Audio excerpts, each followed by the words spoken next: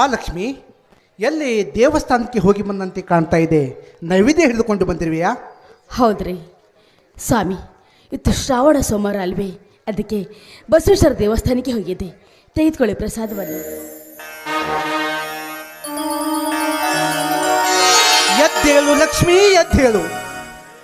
ಹಗಲು ರಾತ್ರಿ ಚಳಿ ಮಳಿ ಬಿಸಿಲೆನ್ನದೆ ರೈತನ ಚಾಟಿ ಏಟ ತಿಂದು ಈ ಜಗತ್ತಿಗೆ ಅನ್ನ ಹಾಕುತ್ತಿರುವ ಆ ನಂದೀಶನಿಗೆ ಈ ರೈತ ಜಮೀನ್ದಾರನ ಶಿರಸಾಷ್ಟಾಂಗ ನಮಸ್ಕಾರಗಳು ಲಕ್ಷ್ಮಿ, ನಮಸ್ಕಾರಗಳು.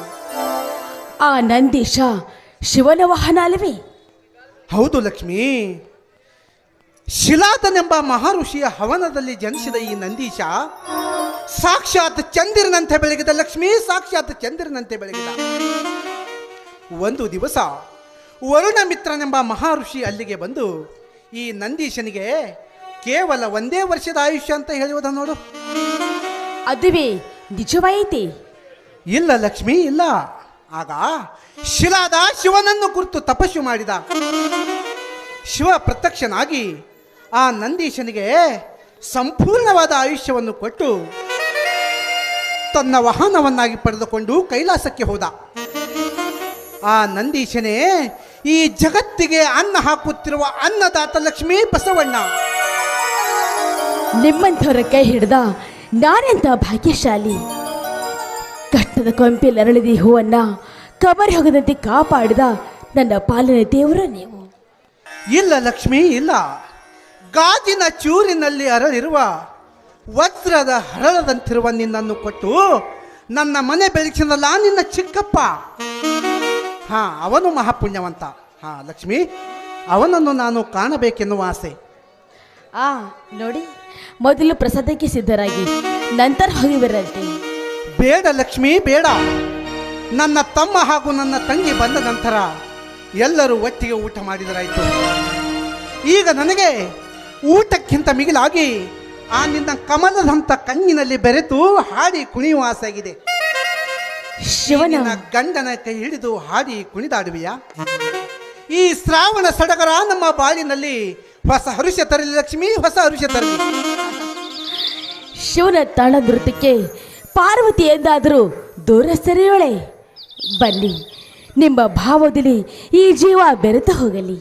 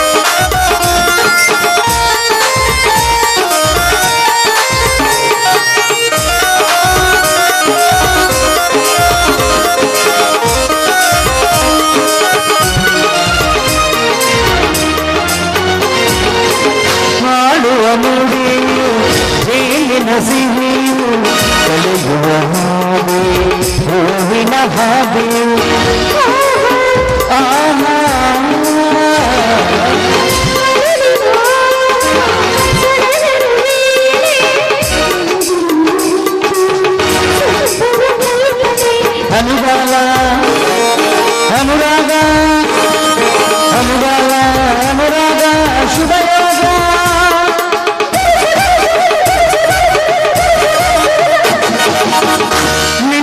ಶ್ರೀಮತಿ ಕೈ ಹಿಡಿದಾಗ ನಿನ್ನ ಗುಣವತಿ ಜೊತೆಯಾದಾಗ ಚಿನ್ನ ಸಮಯವಾಯಿತು ಹೋಗೋಣ ಬನ್ನಿ. ಲಾ ಲಾ ಲಾ ಲಾ ಲಾ ಲಾ ಲಾ.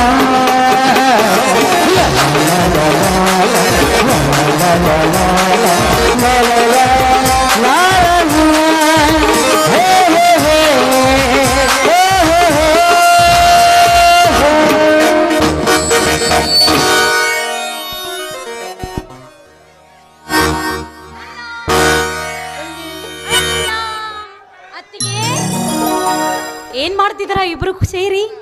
ತಂಗಿ, ಕಾಲೇಜಿನಿಂದ ಬರಲು ಇಷ್ಟೇಕೆ ತಡವಾಯ್ತಮ್ಮ? ಅಣ್ಣ, ನಾನು ನನ್ನ ಗೆಳತಿಯವ್ರ ಜೊತೆ ಮಾತಾಡುತ್ತಾ ಬಂದೆ, ಅದಕ್ಕೋಸ್ಕರ ಸ್ವಲ್ಪ ತಡ ಆಯ್ತು. ಸೂಕ್ಷ್ಮ ಕಾಲಮಾನ, ಸಮಯಕ್ಕೆ ಸ್ವಲ್ಪ ಮಹತ್ವವಿರಲಿ. ವಯಸ್ಸಿಗೆ ಬಂದವರು ಸಮಯಕ್ಕೆ ತಕ್ಕಾಗಿ ಮನೆಗೆ ಬರಬೇಕು, ತಿಳಿತಾ? ಓ ಆಯ್ತು ಅತ್ತಿಗೆ. ವಯಸ್ಸಿಗೆ ಬಂದ ನನ್ನ ತಂಗಿಗೆ ಬೇಗನೆ ಒಂದು ವರ ನೋಡಿ ಮದುವೆ ಮಾಡಿಬಿಟ್ಟರೆ ನನ್ನ ತಲೆಯ ಮೇಲಿನ ಭಾರವೇ ಕಡಿಮೆಯಾಗಿ ಬಿಡುತ್ತದೆ. ಛೀ, ಹೋಗಣ್ಣ, ನನಗೆ ನಾಚಿಕೆ ಆಗುತ್ತೆ. ನಾಚಿಕೆ ಎಂಬುದು ಹೆಣ್ಣಿಗೆ ಸಹಜ ಗುಣ. ತಂಗಿ, ಅಣ್ಣ ದೇವರ ಮುಂದೆ ಇನ್ನು ದೇವರುಂಟೆ? ಹಾ ಅಣ್ಣ, ನಾನೀಗಲೇ ಬರುವಾಗ ಬಾಂಡ್ ಬರಹಗಾರರು ಈ ಪತ್ರವನ್ನು ಕೊಟ್ಟರು, ತೆಗೆದುಕೊಳ್ಳಿ. ಹೌದು ಸಹೋದರ, 570 ಎಕರೆ ಜಮೀನಿನ ಮಾಲೀಕನಾದ ನಾನು ವಾಟ್ನಿ ಪತ್ರಕ್ಕೆ ನಿಮ್ಮಿಬ್ಬರ ಹೆಸರನ್ನು ದಾಖಲಾಯಿಸಲು ಕೊಟ್ಟು ಬಂದಿದ್ದೇನೆ. ಏಕಣ್ಣ, ನೀನೇ ನನ್ನ ಸರ್ವ ಆಸ್ತಿ ಆಗಿರುವಾಗ ಈಗೇಕೆ ಈ 570 ಎಕರೆ ಆಸ್ತಿ ವಾಟ್ನಿ? ಮೊದಲು ತಂಗಿಯ ಮದುವೆ ಕಾರ್ಯ ಮಾಡಿ ಮುಗಿಸಿರಿ. ನೋಡೋಣ ನೋಡೋಣ, ಈತನು ಅದನ್ನೇ ಹೇಳ್ತಿದ್ದಾನೆ. ಅದು ಅವರ ಕರ್ತವ್ಯ ತಂಗಿ. ನಾನು ಈ ಹಂತವನ್ನು ದಾಟಿಯೇ ಬಂದಿದ್ದೇನೆ. ನೀನೆಂದ್ರೆ ಅವರೆರಡು ಕಣ್ಣುಗಳು ಇದ್ದ ಹಾಗೆ. ಹೌದಮ್ಮ, ಈ ಕಣ್ಣಿನ ಭಾಗದ ಸಿರಿಯೇ ನೀನಾಗಿರುವಾಗ ಈ ಕಣ್ಣಿನಿಂದ ನಿನ್ನ ಮದುವೆ ಸಿರಿಯನ್ನು ನೋಡಬೇಕೆನ್ನುವ ಆಸೆ ತಂಗಿ. ಹಾ ಭದ್ರಾ, ನೀನೀಗ ಸ್ನಾನ ಮಾಡಿಕೊಂಡು ಬರಪ್ಪ. ಆಯ್ತಣ್ಣ. ಫೈಲನ್ನು ತೆಗೆದುಕೊಂಡು ಹೋಗು. ತಂಗಿ ಭಾಗ್ಯಶ್ರೀ, ತಾರುಣ್ಯದಲ್ಲಿ ತವರಿನ ಸಿರಿಯಾಗಿ ಮುಂದೆ ಮದುವೆ ಎಂಬ ಮಂಟಪಕ್ಕೆ ಕಾಲಿಟ್ಟು ಗಂಡನ ಮನೆ ಸೇರಿ ಗಂಡನ ಮನೆಗೆ ಗೃಹಲಕ್ಷ್ಮಿ ಭಾಗ್ಯಲಕ್ಷ್ಮಿಯಾಗಿ ಈ ತವರಿನ ಕೀರ್ತಿ ನೀನು ತರಬೇಕೆನ್ನುವುದೇ ನನ್ನ ಆಸೆ ತಂಗಿ.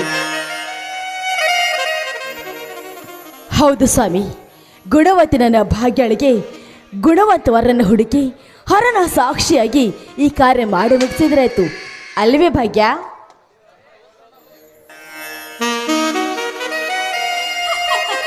ತಂಗಿ, ನಾವು ನಿನ್ನ ಮದುವೆಯ ಬಗ್ಗೆ ಇಷ್ಟೊಂದು ಮಾತನಾಡಿದರೂ ನೀನು ಹೀಗೆ ಮೌನವಾಗಿ ನಿಂತು ಬಿಟ್ಟಿದೆಯಲ್ಲ, ಯಾಕೋ ನಿನಗೆ ಈ ಮದುವೆ ಬೇಡವೇ? ಈಗಾಗಲೇ ನಾನು ಧಾರವಾಡ ಧರ್ಮರಾಜನ ಮಗ ರಮೇಶ ತುಂಬ ಮುದ್ದಾದ ಹುಡುಗ, ಮೇಲಾಗಿ IAS ಆಫೀಸರ್ನಾಗಿದ್ದಾನೆ ತಂಗಿ. ಅವನಿಗೆ ನಿನ್ನನ್ನು ಕೊಟ್ಟು ಮದುವೆ ಮಾಡಬೇಕೆಂದು ನಾನು ತೀರ್ಮಾನ ಮಾಡಿದ್ದೇನಮ್ಮ. ಅಣ್ಣ, ಐ ಆಮ್ ಸಾರಿ ಅಣ್ಣ, ಐ ಆಮ್ ಸಾರಿ. ನೀವು ನೋಡಿದ ವರ ನನಗಿಷ್ಟವಿಲ್ಲ. ತಂಗಿ, ಯಾಕಮ್ಮ ಯಾಕಮ್ಮ ತಂಗಿ? ಭಾಗ್ಯಶ್ರೀ, ಅಣ್ಣ, ನನ್ನನ್ನು ಕ್ಷಮಿಸಿ ಬಿಡೋಣ. ಈಗಾಗಲೇ ನಾನು ಈ ಊರಿನ ಶ್ರೀಮಂತ, ದ ಗ್ರೇಟ್ ಬಿಸ್ನೆಸ್ ಮ್ಯಾನ್ ಆದ ಲಕ್ಷ್ಮೀಕಾಂತನನ್ನ ಮನಸಾರಿ ಪ್ರೀತಿ ಮಾಡ್ತಿದ್ದೀನಿ. ತಂಗಿ ಭಾಗ್ಯಶ್ರೀ, ಹೌದಣ್ಣ, ಹೌದು. ಮನಪೂರ್ವಕವಾಗಿ ಅವರನ್ನೇ ಮದುವೆ ಆಗ್ತೀನಿ ಅಂತ ಮಾತು ಕೊಟ್ಟಿದ್ದೀನಿ. ಭಾಗ್ಯ ಭಾಗ್ಯ ಭಾಗ್ಯ,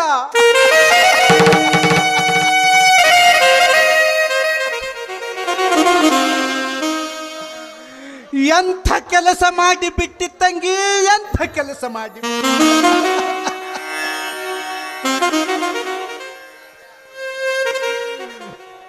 ಹೋಗಿ ಹೋಗಿ ಹಾವಿನ ಹುತ್ತಿಗೆ ಕೈ ಹಾಕಿ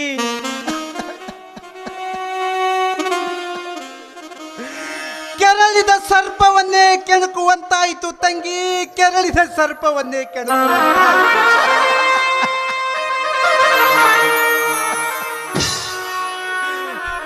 ತಂಗಿ, ಸಾಧ್ಯವಿಲ್ಲಮ್ಮ, ಈ ಮಾತು ಸಾಧ್ಯವಿಲ್ಲ.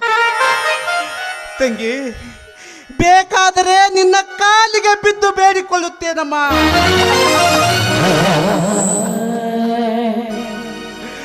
ಈ ಮಾತನ್ನು ಹಿಂದಕ್ಕೆ ತೆಗೆದುಕೋ ತಂಗಿ, ಮಾತನ್ನು ಹಿಂದಕ್ಕೆ ತೆಗೆದು. ಅಣ್ಣ,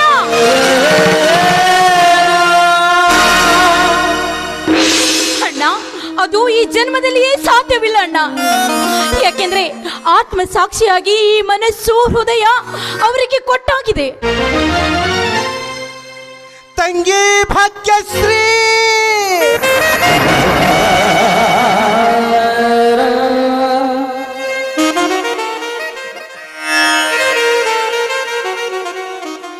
ತಂಗಿ, ಏನು ಆಗಬಾರದೆಂದುಕೊಂಡಿದ್ದೆನೋ ಅದನ್ನೇ ನಡೆದು ಹೋಯಿತು ತಂಗಿ, ಅದನ್ನೇ ನಡೆದು ಹೋಯಿತು ತಂಗಿ. ಸುತ್ತು 20 ಹಳ್ಳಿಗೆ ಈ ಜಮೀನ್ದಾರನೇ ದೇವರೆಂದು ಪೂಜಿಸುತ್ತಿರುವ ಜಗದಲ್ಲಿ ನಾನೇ ಆ ದುರುಳ ರಕ್ಕಸರ ಕಾಲು ಹಿಡಿಯುವಂತಾಯಿತು ತಂಗಿ.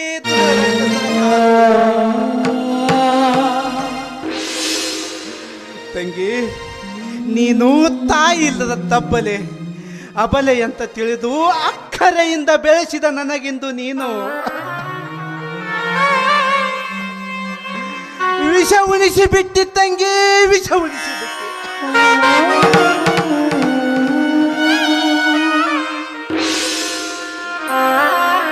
ತಂಗಿ, ಗುಲಾಬಿ ಹೂವಿನ ಹಾಗೆ ಮುದ್ದು ಮುದ್ದಾಗಿ ಬೆಳೆಸಿದ ನನಗಿಂದು ನೀನು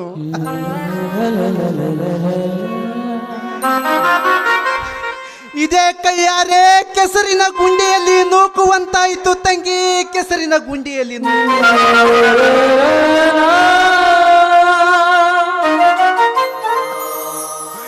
ತಂಗಿ ಭಾಗ್ಯಶ್ರೀ, ದಿನಕ್ಕೆ 10 ಹೆಣ್ಣು ಮಕ್ಕಳ ಮುತ್ತೈದೆತನವನ್ನು ಹಾಳು ಮಾಡುವ ಆ ಕಾಮುಖನನ್ನು ನೀನು ಪ್ರೀತಿಸಿದೆ ಎಂದರೆ ನಿನ್ನನ್ನು ನೀನೇ ಮೃತ್ಯುವಿನ ದವಡಿಯಲ್ಲಿ ಸಿಲುಕಿಕೊಂಡಂತಾಯಿತು ತಂಗಿ, ಸಿಲುಕಿಕೊಂಡಂತ. ತಂಗಿ, ವಿಧಿ ನಿನ್ನ ಹಣೆ ಬರ ಹೀಗೆ ಬರ್ದಿದ್ದಾನೆಂದ ಮೇಲೆ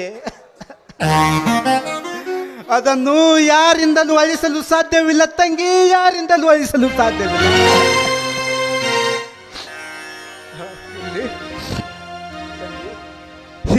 ಈ ಮಾತುಗಳು ನನಗೆ ಬೇಜಾರವಾಯ್ತೇನಮ್ಮ. ಸ್ವಾಮಿ, ನಿಮ್ಮ ತಂಗಿ ಆವಾಗಲೇ ಒಳಗಡೆ ಹೋಗ್ಬಿಟ್ಲು. ಲಕ್ಷ್ಮೀ ಲಕ್ಷ್ಮೀ ಲಕ್ಷ್ಮೀ, ನೀನಾದರೂ ತಿಳಿಸಿ ಹೇಳಬಾರ್ದೆ ನನ್ನ ತಂಗಿಯನ್ನು. ನಾಳೆ ಈ ವಿಷಯ ಏನಾದರೂ ನನ್ನ ತಮ್ಮನಿಗೆ ಗೊತ್ತಾದರೆ ಏನಾಗುತ್ತೋ ಏನು. ಏಕೆಂದರೆ ಮೊದಲೇ ಅವನು ಕೋಪಿಷ್ಟ ಕಣೇ, ಕೋಪಿಷ್ಟ.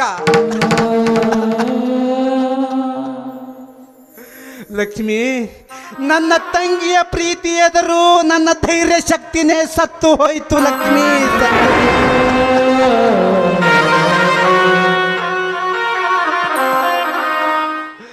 ಲಕ್ಷ್ಮಿ, ನೀನಾದ್ರೂ ತಿಳಿಸಿ ಹೇಳೇ ಅವಳನ್ನ. ಸ್ವಾಮಿ, ಎಲ್ಲ ನಮ್ಮ ಪ್ರಾರಬ್ಧ ಕರ್ಮ, ನಾವು ಅದಕ್ಕೆ ತಲೆ ಬಾಗಲೇಬೇಕು. ಏನು ನಡೀಬೇಕು ಅದು ನಡೆಯುತ್ತೆ. ಒಟ್ಟಾರೆ ಜನ ಬೆಚ್ಚದ ಜಮೀನ್ದಾರನ ಕೀರ್ತಿ ಮಂಕಾಗದಿರಲಿ ಅನ್ನೋದೇ ನನ್ನ ಆಸೆ ರೀ. ನಡೀರಿ, ಇಬ್ಬರು ಕೂಡ ಪ್ರಯತ್ನಿಸೋಣ. ಲಕ್ಷ್ಮಿ ಲಕ್ಷ್ಮಿ ಲಕ್ಷ್ಮಿ, ಆ ಪ್ರಯತ್ನ ನಿನ್ನಿಂದಲೇ ಆಗಬೇಕು ಲಕ್ಷ್ಮಿ, ನಿನ್ನಿಂದಲೇ ಆಗಬೇಕು. ಈ ಜಮೀನ್ದಾರನ ಮಾನ ಮರ್ಯಾದೆ ಜರ್ಜರಿತವಾಗಿ ಹಾಳಾಗಬಾರ್ದು ಲಕ್ಷ್ಮಿ, ಜರ್ಜರಿತವಾಗಿ ಹಾಳಾಗಬಾರ್ದು.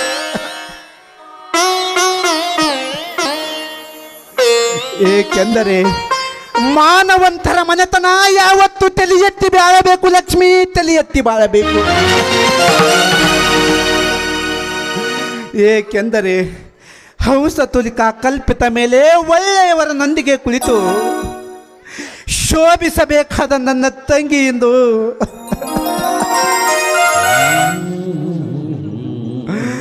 ಮುಳ್ಳಿನ ಪಂಜರದ ಮೇಲೆ ಕುಳಿತು ಕೊಳ್ಳೆ ಹೊಡೆಯವನ ಸತಿಯಾಗಿ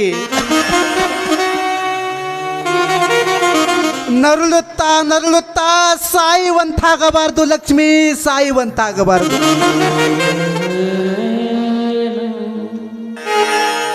ನನ್ನ ತಂಗಿಯ ಪ್ರೀತಿ ವಾತ್ಸಲ್ಯ ಉತ್ಸಾಹವನ್ನು ಕಂಡು ನಾನು ಸದಾ ಅವಳೆದುರಿಗೆ ನಗು ನಗುತ್ತಾ ಪ್ರಾಣ ಬಿಡುವಂತಾಗಬೇಕು ಲಕ್ಷ್ಮಿ, ಪ್ರಾಣ ಬಿಡುವಂತಾಗಬೇಕು. ಹಾಗೆ ಮಾಡು ಲಕ್ಷ್ಮಿ, ಹಾಗೆ ಮಾಡು.